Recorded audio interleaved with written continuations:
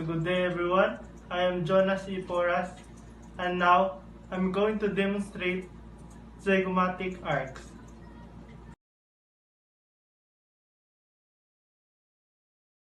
Place the patient in a seated upright or supine position.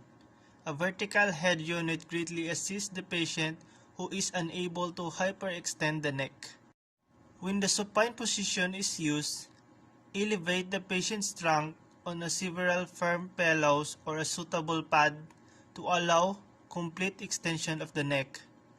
Flex the patient's knees to relax the abdominal muscles.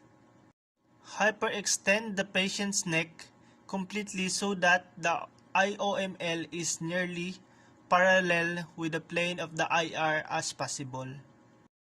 Rest the patient's head on its vertex and adjust the head so that the mid-sagittal plane is perpendicular to the plane of the IR.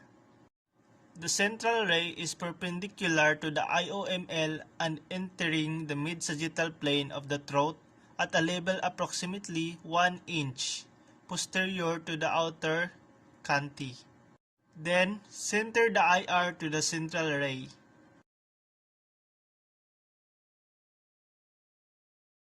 Place the patient in the prone position or seat the patient before a vertical grid device. Completely extend the patient's neck so that the IOML is as parallel with the plane of the IR as possible. Rest the patient's chin on the grid device. Rotate the mid-sagittal plane approximately 15 degrees away from the side being examined. Then, tilt the top of the head away from the side being examined approximately 15 degrees. This rotation and tilt ensure that the central ray is tangent to the lateral surface of the skull. The central ray thus skims across the lateral portion of the parietal bone and the mandibular angle to project the zygomatic arc onto the IR. The central ray entrance is perpendicular to IOML, centered to zygomatic arc at 1.5 in posterior to outer canthus.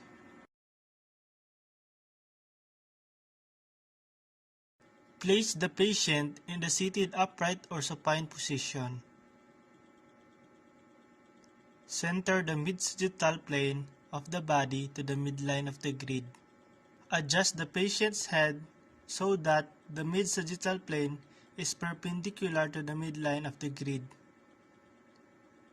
Adjust the flexion of the neck so that the OML is perpendicular to the plane of the IR. Central ray is directed to enter the glabella approximately 1 inch above the nasion of an angle of 30 degrees caudad. If the patient is unable to sufficiently flex the neck, adjust the IOML perpendicular with the IR and direct the central ray 37 degrees caudad.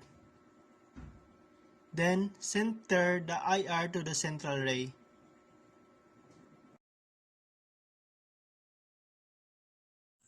The patient should be in seated upright or in erect or prone position.